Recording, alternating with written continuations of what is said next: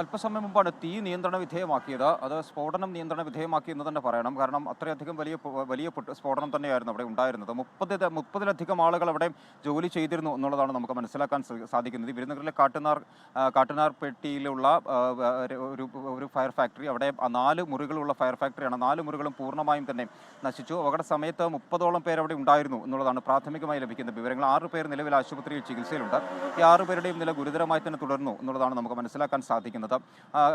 മുഖ്യമന്ത്രി M K സ്റ്റാലിൻ്റെ ഭാഗത്തു നിന്നും ഇടപെടൽ ഉണ്ടായിട്ടുണ്ട്. മന്ത്രിമാരുടെ തങ്കം തെന്നരശ്, അതുപോലെ തന്നെ KKSSR രാമചന്ദ്രൻ, ഇവരുടെ രണ്ടുപേരും വളരെ വേഗത്തിൽ തന്നെ സംഭവ സ്ഥലത്തേക്ക് എത്താനും അവിടെയുള്ള രക്ഷാപ്രവർത്തനത്തിന് നേതൃത്വം നൽകാനുമെല്ലാം പറഞ്ഞിട്ടുണ്ട്. അഗ്നിരക്ഷാ സേനയും പോലീസും ചേർന്ന് ഇപ്പോഴും അവിടെ തിരച്ചിൽ നടത്തുകയാണ്. ഏകദേശം 10 കിലോമീറ്ററിനപ്പുറം വരെ ഈ സ്ഫോടനത്തിൻ്റെ പ്രകമ്പനം ഉണ്ടായിരുന്നു എന്നുള്ളതാണ് അവിടുത്തെ നാട്ടുകാർ പറയുന്നത്. അത്ര വലിയ സ്ഫോടനം തന്നെയായിരുന്നു നടന്നിരുന്നത്.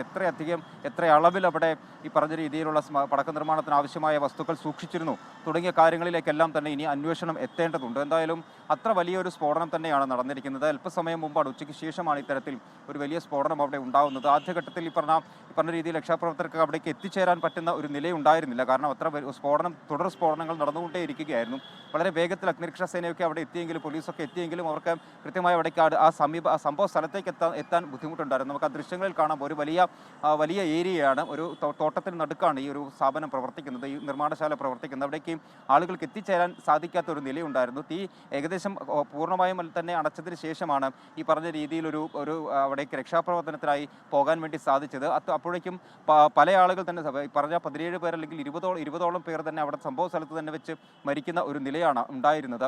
ബാക്കിയുള്ള ആളുകളെ 6 പേരെയാണ് രക്ഷപ്പെടുത്തി ഇപ്പോൾ ആശുപത്രിയിലേക്ക് എത്തിച്ചിരിക്കുന്നത്. അവിടെ പരിശോധന തുടരുന്നുണ്ട്. കാരണം വ്യക്തമായൊരു ധാരണയില്ല, എത്ര പേർ അവിടെ ഉണ്ടായിരുന്നു എന്നത് സംബന്ധിച്ച് വ്യക്തമായൊരു ധാരണ നിലവിലില്ല. അതുകൊണ്ട് തന്നെ ആ സമീപ പ്രദേശങ്ങളിലൊക്കെ, കാരണം കിലോമീറ്ററുകൾ ദൂരത്തേക്കാണ് മൃതദേഹങ്ങൾ തെറിച്ച് കിടക്കുന്നത്, അപ്പോൾ അവിടെയൊക്കെ പരിശോധനകൾ നടത്തുന്നുണ്ട്.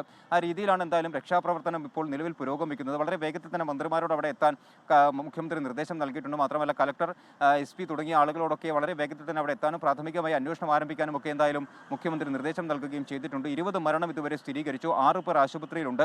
30ഓളം പേർ ഈ പറഞ്ഞ രീതിയിൽ നിർമ്മാണം നടക്കുന്ന സമയത്ത് അവിടെ ഉണ്ടായിരുന്നു എന്നുള്ളതാണ് ലഭിക്കുന്ന വിവരങ്ങൾ.